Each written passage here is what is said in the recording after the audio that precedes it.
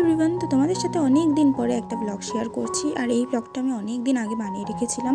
এটা ছিল 9th ফেব্রুয়ারি। সেদিনকে আমাদের বাড়িতে বৈষ্ণব সেবা ছিল, তো সেই দিনের একটা ভিডিও। তো সেদিন তো সকাল সকাল একদম তোড়জোড় লেগে গিয়েছিল, আর একদম সকালবেলাতেই উনুন জ্বালানো হয়েছিল, যেহেতু ভোগের রান্না করা হবে। আর ঘরেও কিছু রান্না হচ্ছিল, তো সেগুলো কমপ্লিট হচ্ছিল। আর আমি এদিকে রেডি হয়ে নিয়েছিলাম। আর এইদিকে দেখো বৃন্দা দেবীকে কি সুন্দর করে সাজিয়েছে। তারপরে নির্দিষ্ট টাইমে বাড়িতে মহারাজও চলে আসেন এবং তিনি পাঠ শুরু করেন। তো তারপরে আমাদের এখানে ভোগ লাগানো হয়। আর এখানে এখন ভোগ আরতি চলছে।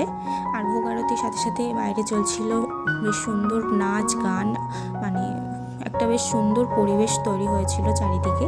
তো দেখে খুবই ভালো লাগছিল। তারপরে সবাইকে খেতে বসানোর জন্য তোড়জোড় চলছিল। আর চলো সেই ফাঁকে তোমাদের আমি একটু ভোগটা দর্শন করিয়ে দিই।